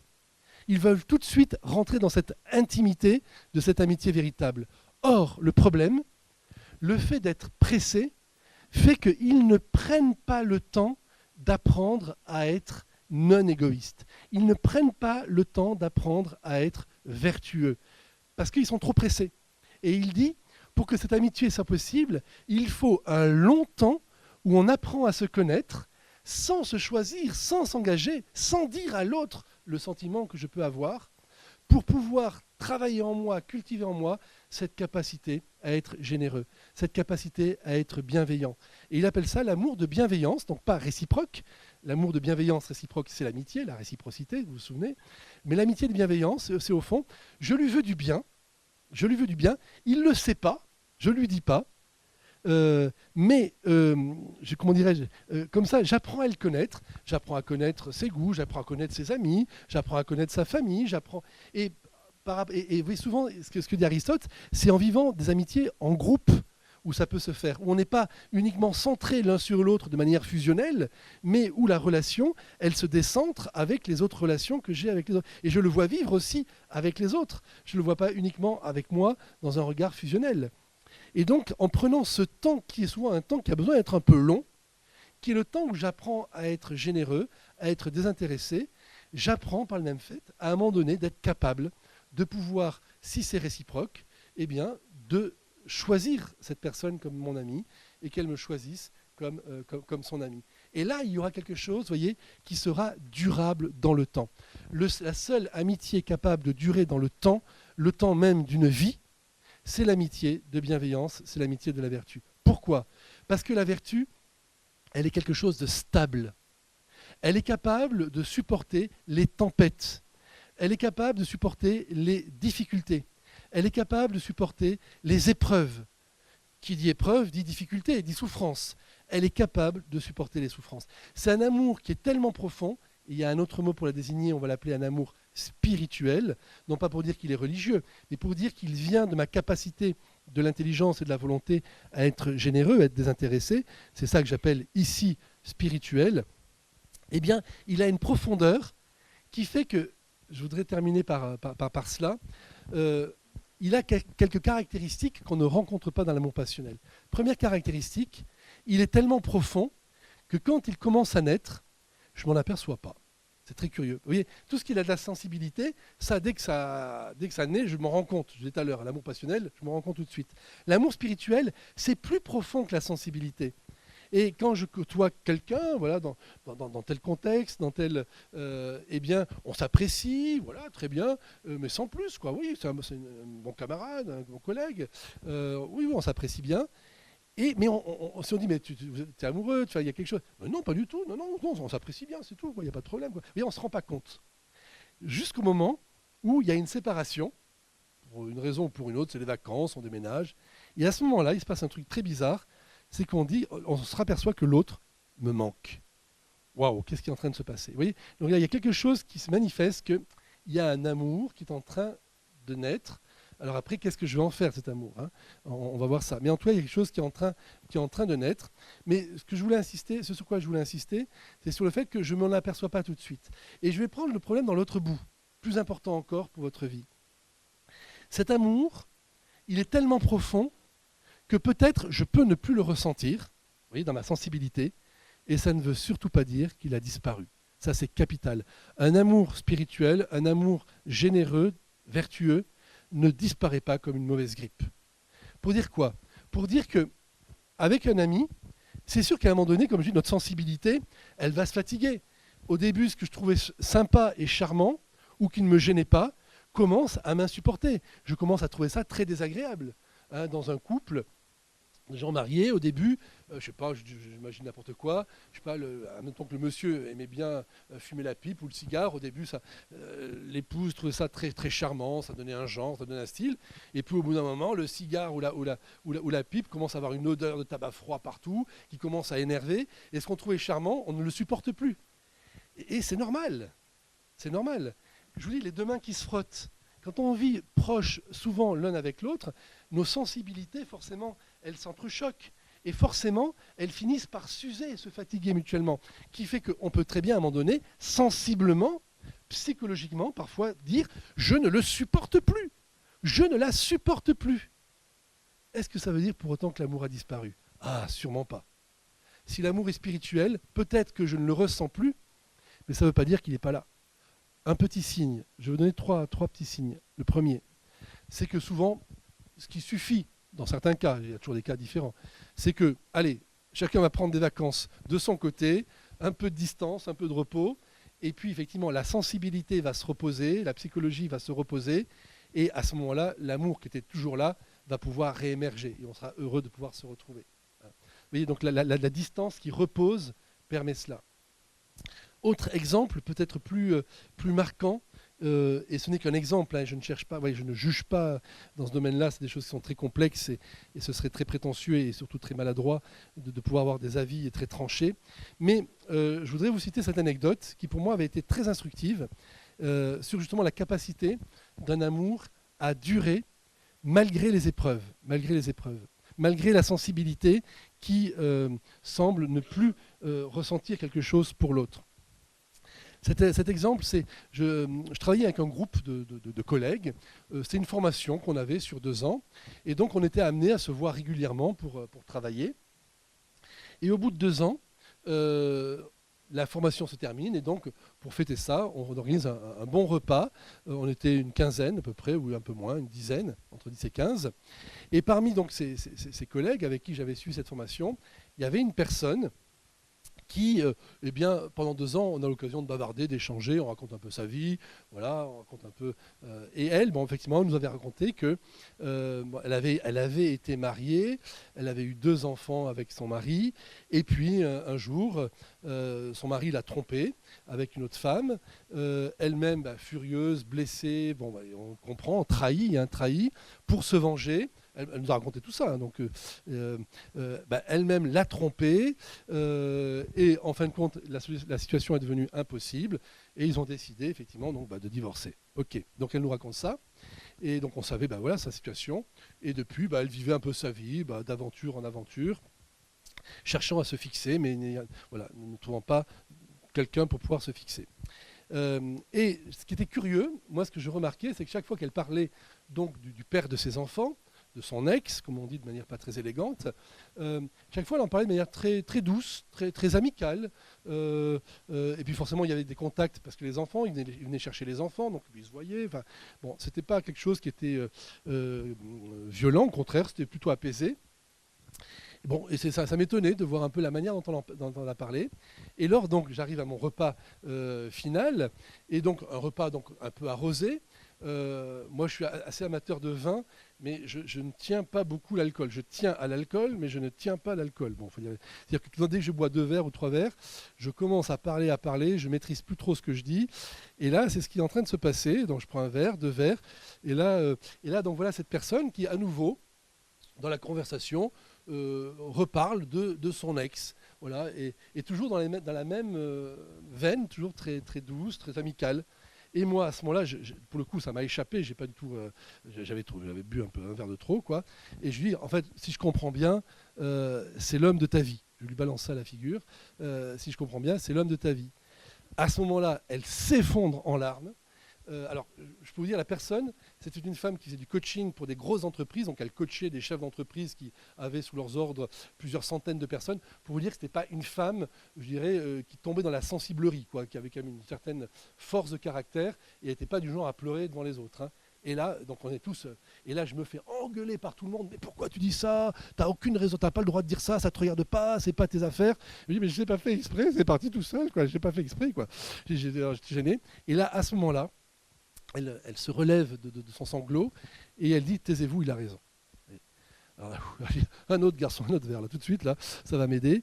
Et vous voyez, ça m'a frappé, c'est que concrètement, ce qu'elle était en train de dire là, c'est qu'il y avait eu une épreuve, une trahison, quelque chose, effectivement, de dur à vivre. Hein, et qui, ils avaient fait ce choix, et c'est pour ça que moi, je juge rien du tout. Hein, je juge rien du tout. Mais en fait l'amour était toujours là. L'amour était toujours là. Oui, un amour spirituel, ça part pas comme ça. Quand il est là, quand les amis se sont choisis et qu'il y avait vraiment quelque chose de vrai et d'authentique, ça part pas comme ça. Alors oui, il y a des disputes, oui, il y a des épreuves, oui, il y a des trahisons qui sont vraiment terribles, mais l'amour est tellement profond qu'il continue à fonctionner jusqu'à un certain seuil. Et dernier exemple pour vous montrer un petit peu cela, et c'est important que vous le voyez, là aussi, histoire vécue, c'était pour le coup un bon camarade que j'avais, et donc le témoignage que je vous dis, il est direct, puisque c'était les parents de ce camarade. Et les parents de ce camarade, j'ai eu l'occasion de les croiser, je ne les connaissais pas personnellement, mais j'ai eu l'occasion de les croiser. Et il y a eu quelque chose de particulier qui s'est passé avec ses parents, c'est que son père, qui était un militaire, à l'âge de 40 ans, il aimait faire du surf, accident de surf, et il se retrouve du jour au lendemain, à 40 ans, dans la force de l'âge, tétraplégique. C'est-à-dire incapable, allongé, plus capable de faire le moindre mouvement, nourri par des sondes. Les besoins, c'est aussi par des tuyaux et par des sondes. À peine capable de parler, je crois je ne sais plus s'il parlait ou s'il y avait une machine qui nous a parlé, je ne me souviens plus. Bref, entre le gaillard dans la force de l'âge, sportif, et le lendemain, le bonhomme qui est allongé, sa femme qui a à peu près le même âge, une quarantaine d'années, dans la force de l'âge, de la beauté, de tout, se retrouve marié avec quelqu'un qui va vivre un peu comme un légume. Et ce que me raconte mon camarade, ce qui me racontait un peu comment ça se passait, il me dit ma mère est absolument remarquable, parce que de fait, elle est restée fidèle à son mari, avec une vie qui était vraiment mais galère, dans le sens où elle s'occupait de lui, alors elle a été aidée bien sûr, mais où son mari, forcément, dans cet état-là, sa psychologie n'était plus la même, très vulnérable, du coup souvent impatient, en colère, parce qu'il fallait qu'on lui change sa poche, enfin, vous voyez, des trucs parfois, mais dur à vivre. Elle-même, son fils me le disait, elle en pouvait plus, mais elle en pouvait plus. Et on comprend bien, enfin, je veux dire, c'est tellement normal, tellement naturel, tellement compréhensible, fait que parfois elle avait besoin de souffler un peu, de s'éloigner. Bon, il y a des gens qui prenaient en charge son mari, mais jamais, vous voyez, elle n'a choisi de se séparer de lui. Parce que son amour pour son mari demeurait. Encore une fois, vous voyez, le côté sensible, l'amour physique, terminé, quoi, ça c'est clair. Hein. La dimension psychologique, romantique, terminée, zéro. La dimension utilitaire, je lui rends service et il me rend service, là c'était à sens unique, hein, parce que lui il ne rendait plus aucun service. Vous voyez, et malgré tout, ce choix qu'elle avait posé sur cet homme dont elle avait aimé la bonté, dont elle avait aimé voilà, les qualités, c'était toujours lui qui était là, même si dans un contexte, je dirais, de handicap profond, quoi. Hein. Bon, et cet homme a fini par mourir quelques années plus tard. Ce que je veux dire par là, par ces exemples un petit peu extrêmes, hein, j'ai bien conscience, c'est de montrer que cet amour, cette amitié spirituelle, où je ne regarde pas d'abord mon propre intérêt, où je ne regarde pas d'abord mon propre plaisir, où je regarde d'abord le bien de l'autre, dans une réciprocité, c'est cet amour-là, voyez, auquel nous aspirons et sans lequel personne ne voudrait vivre, si je reprends la formulation d'Aristote. Mais pour cela, effectivement, voyez, alors ça ne veut pas dire que le plaisir est à exclure, ça ne veut pas dire que le service, l'utilité que l'on peut avoir, s'exclut. Parce que, de fait, qui me rend le mieux service si ce n'est mon ami ? Avec qui j'ai le plus de joie à être, ou de bien-être à être, si ce n'est mon ami ? Donc, vous voyez, la notion de plaisir, la notion d'utilité, dans le troisième type d'amour, dans l'amour spirituel, il ne disparaît pas. La question, c'est qu'est-ce qui finalise l'amitié ? Qu'est-ce qui est principal dans l'amitié ? Est-ce que c'est le plaisir que l'autre va me donner, et ça de manière réciproque ? Est-ce que c'est l'utilité que l'autre va me donner, et c'est de manière réciproque ? Ou est-ce que c'est le bien que je veux pour l'autre, de manière réciproque ? Et dans ce bien que je veux pour l'autre, de manière réciproque, bien sûr que le plaisir aura une part, bien sûr que l'utilité aura une part, bien sûr qu'ils seront présents, et même de manière peut-être particulièrement intense. Mais ce n'est pas eux, vous voyez, qui vont qualifier la qualité de cet amour. Alors, je vais conclure en disant la chose suivante, c'est que être capable d'une telle amitié, ça se prépare.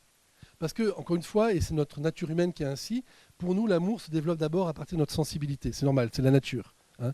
Et donc, l'amour, on l'éprouve d'abord dans notre capacité de plaisir et dans notre capacité physique. Mais comme nous sommes des êtres humains, il est capital que cette autre dimension puisse éclore, puisse voir le jour. Et la seule manière pour que ça puisse se faire, c'est la capacité à être capable de différer la satisfaction, le besoin immédiat que j'ai du plaisir physique. Si je satisfais immédiatement le plaisir physique que j'éprouve, je ne laisserai jamais la place à l'émergence d'un autre type d'amour plus profond. Il y aura toujours la surface qui m'empêchera d'accéder à quelque chose de plus profond que moi. Et le problème, c'est que je serai dans la frustration permanente, hein, le syndrome du Don Juan, c'est-à-dire que je vais chercher par la quantité et la multiplicité l'absolu que seule la profondeur peut me donner. Et donc, vous voyez, la seule manière pour m'éduquer, hein, pour être éduqué quand c'est mes parents qui en sont responsables, ou mes éducateurs, ou moi-même quand je suis responsable de ma propre éducation, c'est de ne pas satisfaire immédiatement les désirs que j'éprouve. De les différer jusqu'à quand ? Jusqu'à que je sois capable de poser un choix libre, où je choisirai voilà, l'ami pour lui-même, et qu'il sera capable de me choisir pour moi-même. C'est ce qu'on appelle être adulte. C'est ce qu'on appelle être adulte. Et c'est pourquoi, effectivement, ceux qui n'ont pas cette patience, qui ne créent pas cet espace de liberté, hein, qui, c'est sûr, peut être éprouvante parce qu'il y a une forme de frustration, il y a une forme de manque qui est là, mais néanmoins, c'est la condition nécessaire pour qu'émerge cette amitié spirituelle. Eh bien, effectivement, si je satisfais toujours cela, qu'est-ce qui se produit ? Et j'ai des témoignages, enfin, en tout cas des témoins de cela autour de moi, c'est qu'on peut tout à fait être un adulte, on peut être même un grand-parent, avoir eu une vie professionnelle tout à fait honorable, responsable, et affectivement être resté un adolescent toute sa vie. Et je me souviens des gens de ma famille un peu éloignés qui avaient donc leurs enfants et commençaient à avoir leurs petits-enfants, qui vivaient une vie de jeunes. Donc ils sortaient, voilà, il y avait un truc sympa. Et eux, ils étaient comme baba en disant «Ah, vous avez de la chance, nous on ne peut plus maintenant à notre âge et tout». Enfin, en train de regretter une certaine manière d'éprouver du plaisir, bien sûr qui était plus lié, adapté à leur âge, mais avec une espèce d'envie. Je dis, mais quelle immaturité! Moi, je vous assure, hein, à l'âge que j'ai 56 ans, je suis très heureux d'avoir été adolescent comme vous l'êtes actuellement, mais jamais j'aurais envie de revenir à votre âge. Parce que normalement, on a acquis quand même certaines choses avec l'expérience. On a découvert quelque chose voilà, qui va peut-être plus loin. Alors, rien n'est jamais parfait. Hein, je ne suis pas en train de faire mon panégyrique. Mais on voit bien qu'il y a une profondeur voilà, qui va tellement plus loin que le simple amour passionnel, et on ne voudrait pas revenir en arrière. Donc c'est souvent le signe d'une immaturité que de vouloir avoir la nostalgie de vivre ainsi. En conclusion, je voudrais dire que cette amitié, ce type d'amour, il a cette capacité assez étonnante, vous allez voir que la boucle va être bouclée avec mon introduction, a cette capacité assez étonnante de pouvoir grandir sans cesse, potentiellement. C'est-à-dire que curieusement, les amis peuvent être source l'un pour l'autre d'une croissance de l'amour, de l'affection, de l'amitié, qui peut être potentiellement illimitée. Hein, Saint Bernard disait la mesure de l'amour, c'est d'aimer sans mesure. Quand vous dites à quelqu'un je t'aime, et là je suis à fond, je suis au taquet, là il y a un plafond de verre, vous dites bon, merci, c'est déjà pas mal, mais bon, j'aurais peut-être voulu encore plus. L'amour, et dans l'amitié, on expérimente cela. Ce vieux couple, lors d'une conférence que je donnais sur l'amitié, qui vient me voir à la fin de la conférence et qui me disait mais oui, on peut témoigner que ce que vous dites là, effectivement c'est vrai. Je sais pas, ils avaient à peu près 60 ans de mariage ou à peu près environnant, et qui me disait on s'aime tellement, c'était touchant, hein, on s'aime tellement plus profondément aujourd'hui quand nous avions 20 ans. Voyez, parce que, et vous voyez, seuls des gens comme ça qui le vivent peuvent en être les témoins. Moi, je n'ai pas encore leur âge, donc je suis moins légitime à le dire. Mais eux qui le disent, waouh, il y a quelque chose effectivement là d'un témoignage qui fait sens. Pourquoi? C'est qu'il y a un truc très bizarre dans l'amitié, c'est que, et c'est là où je voulais en venir, deux personnes qui sont limitées. J'ai mes défauts. Il a ses défauts, elle a ses défauts. Hein, on peut se tromper. Il peut se tromper, elle peut se tromper. Je peux trahir, elle peut trahir. Et puis il y a une limite qui sera celle de la mort. À un moment donné, il y en a un des deux qui va mourir. Donc on voit bien que cette amitié, elle a des limites. Elle a des limites. L'erreur, la trahison, la mort, elle a des limites, cette amitié. Et pourtant, même si elle est limitée, elle est capable de produire une croissance illimitée. Ça, c'est quelque chose d'assez étonnant. Qu'une réalité qui a des limites puisse être le principe d'une croissance illimitée. Et c'est ce qui fait dire à tous les philosophes, ce qui fait dire qu'il y a quelque chose de mystérieux dans l'amitié véritable, dans l'amour véritable. Il y a un infini qui est présent dans ce qui est fini et qui nous donne le sens du sacré. Voilà. C'est-à-dire que le sens du sacré qui nous donne le sens d'une source infinie, cachée, qui est présente dans nos amitiés finies. Vous voyez que les traditions religieuses vont appeler le divin. Si on est chrétien, on va dire c'est Dieu qui est présent, c'est Jésus qui est présent. Si on n'est pas croyant, on dira il y a quelque chose de mystérieux, il y a quelque chose de divin. Et le mot divin, c'est un adjectif, on ne sait pas trop ce qu'il y a derrière. Mais il y a quelque chose de plus grand qui nous dépasse et qui est présent dans notre amitié et qui explique pourquoi ça peut grandir sans s'arrêter. Et donc on comprend, et c'est ma conclusion, que l'amitié, cette amitié-là, en fait, elle a quelque chose de sacré. Elle nous donne le sens du divin. C'est pour ça que quand elle est corrompue, c'est pour ça que quand elle est abîmée, comme elle peut l'être malheureusement trop aujourd'hui, elle donne quelque chose de pire. Elle donne quelque chose d'effroyable. Par contre, si je suis capable de la vivre tant bien que mal, de pouvoir, je dirais, la découvrir, là, elle me donne le sens du sacré, elle me donne le sens de quelque chose qui peut donner du sens à ma vie, qui me donne une force pour pouvoir confronter, pour pouvoir affronter tous les obstacles et les épreuves de la vie, qui me donne le sens du divin. Et si je suis une âme religieuse, qui peut me donner le sentiment, le pressentiment de l'existence de Dieu. Voilà, merci pour votre attention. J'ai terminé.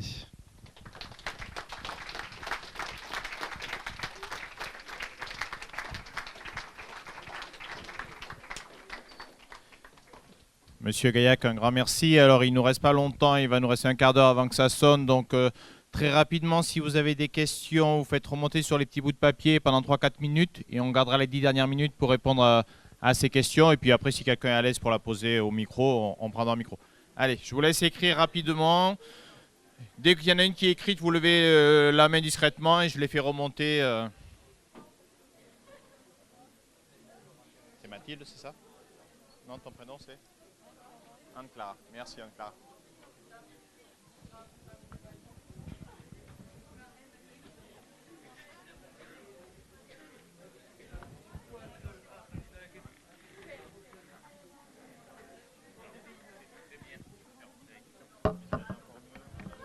Alors une question intéressante que je vais préciser. Comment on qualifie donc l'amour toxique? Donc du coup, alors en fait, écoutez les questions et au fur et à mesure, certains en notent, je continue à passer, mais on écoute la réponse. Merci. Je vais répondre de deux manières différentes. Un amour qui est toxique, c'est un amour où d'une part l'autre ne me respecte pas, c'est-à-dire qu'il m'instrumentalise pour son propre besoin, pour son propre plaisir, et donc forcément, ça va altérer ma dignité, ça va altérer ce que je suis. Donc l'amour toxique, premièrement, c'est l'amour de quelqu'un effectivement qui va me convoiter pour son propre avantage, de manière égocentrique. Mais également, il faut être aussi lucide, je peux être moi-même à l'origine d'un amour toxique, c'est que je peux moi-même vouloir vivre quelque chose qui me détruit. Donc la toxicité, elle peut venir de l'autre, mais la toxicité, elle peut venir de mon propre choix. C'est-à-dire que je peux vouloir m'engager dans des types de relations affectives où, là encore, je voudrais instrumentaliser, chosifier, manipuler les autres pour ma propre satisfaction, pour mon propre égocentrisme. Donc le point commun, je dirais, aux amours toxiques, c'est que ce sont des amours égoïstes où ce que l'on veut, c'est uniquement sa propre satisfaction.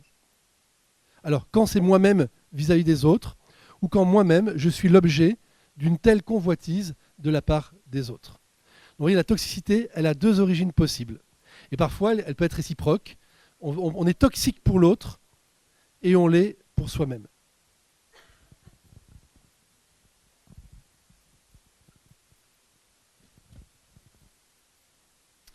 Comment on sait si c'est du vrai amour?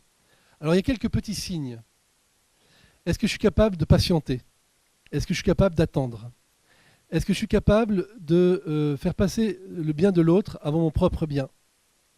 Est-ce que je suis capable, effectivement, même à la limite, un exemple, je prends un exemple extrême, mais l'exemple extrême nous aide à comprendre des exemples qui sont moins extrêmes.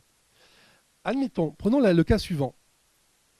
Dans un cas, je dirais par exemple de collègue de travail, donc admettons que la personne est mariée, elle a des enfants, elle a une famille, elle s'est engagée, et parmi ses collègues de travail, il y en a une avec qui on s'entend bien, ça fonctionne bien, il y a une complicité, et la personne en question peut avoir de vraies qualités humaines, vertueuses, moi-même je suis vertueux, et voilà que je peux sentir naître en moi, un amour spirituel, c'est-à-dire que il y a quelque chose qui est attiré par la bonté objective de cette personne. Ce n'est pas une question seulement de plaisir, ce n'est pas seulement une question d'utilité, il y a quelque chose de bienveillant. Bon, comment je sais si je l'aime vraiment? Je sais si je l'aime vraiment, si je suis capable, étant donné que je me suis déjà engagé avec une personne que j'aime vraiment, la respecter, ce sera ne pas la faire rentrer dans une relation qui serait un mensonge vis-à-vis de moi-même par rapport à un choix que j'ai déjà posé. Donc vous voyez, ce serait un mensonge par rapport à moi-même, parce que moi-même j'ai déjà posé un choix pour quelqu'un, et ce ne serait pas respecter la personne elle-même, parce que je me proposerai à elle en étant celui qui trahit sa propre amie. Or, si l'amour est vertueux, moi je ne veux pas être ami avec un traître. Vous voyez. Donc ça veut dire quoi? À l'intérieur même de l'amour, cet amour est un véritable amour, car je suis capable, au nom de lui, de renoncer à cet amour. Parce que dans cet amour, ce qui est important, c'est le bien de l'autre. Et donc pour le bien de l'autre, pour le bien de moi-même, pour le bien de ceux vis-à-vis de qui je suis engagé, je renonce à cet amour. Donc vous voyez, là, je donne un cas extrême. Pourquoi il est extrême? Parce que cet amour a quelque chose de véritable, dans le sens où il veut vraiment le bien de l'autre, et la preuve que je veux vraiment le bien de l'autre, c'est que je suis capable de renoncer à cet amour. Parce que ce ne serait pas bon que je lui donne une suite. Alors maintenant, ça c'est le cas extrême. Mais ça veut dire que c'est un amour généreux. Je suis capable de patienter. Je suis capable de voir quel est le bien de l'autre. Ce n'est pas bon pour toi. Pour telle et telle raison, je ne t'apporterai pas ce dont tu as besoin. Et donc je suis capable de renoncer. Ou de patienter. Ou d'exiger effectivement que notre amour soit respectueux, que nous n'ayons pas les gestes qui sont ceux déjà du couple d'adultes que nous ne sommes pas encore, etc., etc.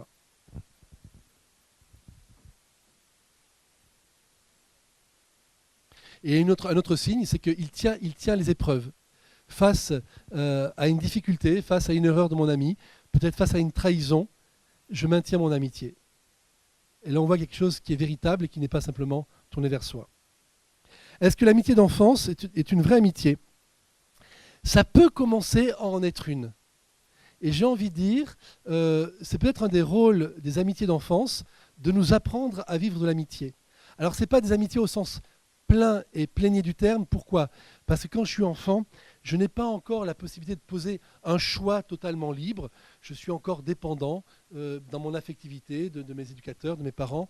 Et donc forcément, il y a quelque chose qui est encore, on va dire, incoatif. Quelque chose qui est encore tout jeune et donc qui n'est pas encore complet.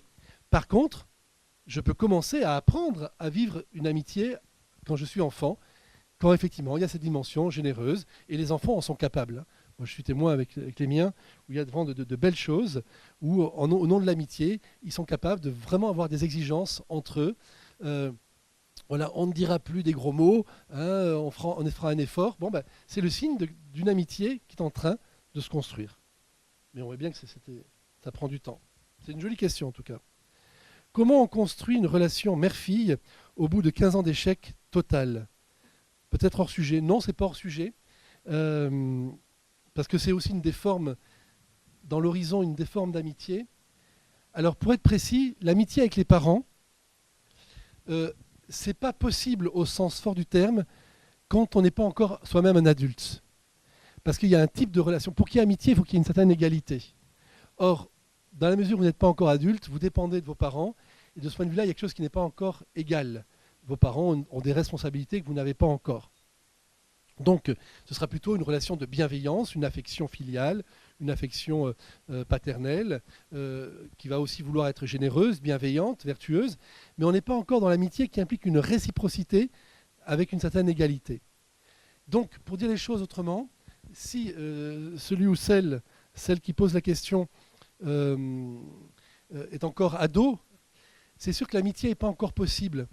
Il faudra que vous soyez déjà adulte, et chose difficile, j'en ai bien conscience, hein, ce que je dis là est loin d'être facile, parce que les relations, mais ça peut être aussi père-fils, hein, sont tellement complexes, sont tellement intriquées, sont tellement profondes, que le signe que je suis devenu adulte, c'est que je suis capable d'avoir une certaine distance par rapport à mon père et par rapport à ma mère. D'être capable d'avoir une certaine indulgence, comme je pourrais en avoir avec un ami ou une amie. De comprendre que mon père n'est pas simplement mon père. De comprendre que ma mère n'est pas simplement ma mère. Ma mère est une personne qui est aussi une épouse, qui est aussi une personne qui a ses fragilités, qui a ses qualités. Et tant que je n'arrive pas à voir à mon père et ma mère quelqu'un d'autre qui n'est pas simplement mon père et qui n'est pas simplement ma mère, ça va être compliqué d'avoir une amitié. Mais en même temps, je pense que c'est ça qui est très beau, c'est qu'à un moment donné, c'est la destinée souhaitable que les enfants deviennent les amis de leurs parents quand l'âge adulte, quand la maturité affective le rend possible. Et parfois, on s'aperçoit que la maturité affective sera plus du côté de l'enfant que du côté du père ou de la mère, qui parfois, eux, parce qu'ils ont eu aussi une histoire, parce qu'ils ont eu aussi des blessures, fait qu'ils ont une maturité affective qui n'est peut-être pas toujours très équilibrée. Et moi, qui suis leur enfant, je devrais être capable de le comprendre, ça, pour d'être capable de prendre une distance. Bon, c'est une belle question, hein, mais qui est bien sûr est douloureuse, parce que c'est les gens avec qui on a les liens les plus profonds, hein, et quand c'est mal vécu. Mais il faut penser que c'est possible, et ça va demander de votre part, moi je dirais, quant à vous, ça demandera beaucoup de maturité. Est-ce que ne pas être venu à un grand événement de notre ami par peur signifie qu'on est un mauvais ami. Alors, je dirais, ça dépend de quoi vous aviez peur. Donc, je ne peux pas répondre à la question. Si vous aviez peur que, en allant à cet événement, vous fassiez quelque chose qui soit contre votre conscience, qui soit quelque chose que vous estimez qui n'était pas bon pour vous, ben, c'est plutôt être courageux. Alors après, il faut savoir peut-être le dire, trouver les mots, voir ce qu'on dit, voir ce qu'on ne dit pas. Mais comme je ne connais pas le contexte précis de la question, je peux difficilement être plus précis. Mais la peur peut être une alerte par rapport à un mal qu'il faut éviter. Donc si effectivement aller à cet événement peut me mettre dans une situation où il y a quelque chose de mauvais pour moi, ben, il vaut mieux pas y aller. C'est plutôt un signe de bonté de ne pas y aller. Après, si la peur porte sur autre chose qui est moins louable, à ce moment-là, la réponse serait un peu différente. Mais voilà, là, je n'ai pas assez d'éléments pour pouvoir en dire plus. Pourquoi on dit qui se ressemble s'assemble et en même temps que les opposés s'attirent? Alors, avant de donner la raison, c'est d'abord un constat. C'est d'abord un fait. On l'observe. Alors, ce qui est intéressant, c'est de comprendre maintenant qu'est-ce qui explique ce fait. C'est-à-dire que, effectivement, pour qu'il y ait une amitié, l'amitié implique une vie commune, implique une communauté. Il y a un terme grec qui est très beau qui implique un tikoinon. Le tikoinon, c'est quoi? C'est ce que nous mettons en partage, ce que nous mettons en commun. Or, on ne peut rien mettre en commun si on ne se ressemble pas un minimum. Si nous sommes trop différents, nous n'avons rien en commun à mettre en commun. Il n'y a pas d'amitié sans que nous mettions quelque chose en commun. Donc on voit que le fait de mettre en commun nécessite que nous nous ressemblions un minimum, que nous soyons semblables. Ça, c'est pour le semblable. Maintenant, dans l'amitié véritable, l'autre a une bonté qui fait qu'il est plus grand que moi. Il y a quelque chose qui va être capable de m'élever vers le haut. Et c'est là où la différence va apparaître. Si l'autre, il a exactement les mêmes qualités, la même qualité humaine que moi, il ne me tirera pas vers le haut. Il me tirera vers le haut s'il a une bonté que moi je n'ai pas. Et c'est ça qui m'attire. C'est ça qui va me faire grandir. Et donc là, on va voir la dimension d'altérité et de différence. Daniel. Alors je vais voir peut-être s'il y a des questions qui ont déjà été posées. Faire un petit choix.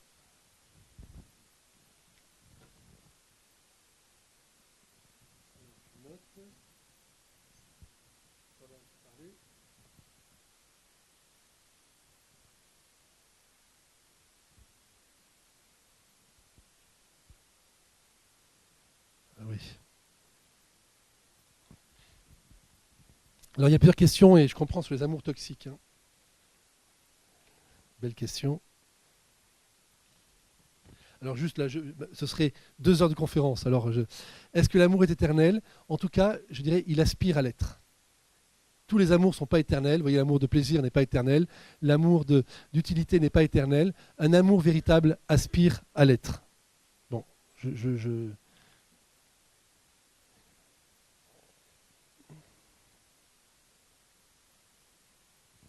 Alors peut-être... c'est difficile de choisir. Alors peut-être je vais finir là-dessus. Alors je suis désolé pour les autres. Sur la toxicité, on a déjà donné des éléments, donc je ne vais pas revenir dessus. Avoir beaucoup d'amis, ça c'est intéressant sur le nombre des amis. Avoir beaucoup d'amis reflète quoi sur la personnalité de la personne? Réponse, s'il vous plaît. En fait, une véritable amitié, telle que je l'ai décrite, on ne peut pas en avoir beaucoup. On ne peut pas. Parce que ça implique du temps, de l'investissement, et forcément, mon temps, il n'est pas infini. Ça implique aussi un capital de vie, d'énergie, et il n'est pas infini. Donc l'amitié qui implique une certaine intimité, une certaine proximité, je ne pourrais pas avoir cette proximité avec un nombre illimité de personnes. Donc une amitié véritable, il ne faut pas s'en inquiéter. Vous voyez, c'est une main. C'est au maximum, vous voyez, 5 amis véritables, c'est déjà énorme. Hein. Après, je peux avoir beaucoup de camarades, je peux avoir beaucoup de collègues. Alors qu'est-ce que ça dit de vous? Vous êtes une personne plutôt extravertie, qui avait besoin, je dirais, de relations pour pouvoir trouver votre équilibre. Et là, c'est une question de caractère. c'est une question de caractère. Le danger, pas le danger, mais le point de vigilance, c'est attention à ce que cette multiplicité des potes, des collègues, des camarades, des copains ne vous fasse pas perdre le sens de votre intériorité et ne vous disperse pas pour les véritables amitiés. C'est ce point sur lequel il faudrait être vigilant. Voilà, on va arrêter là. Voilà. Merci beaucoup pour vos questions. Merci, Monsieur Gaillac.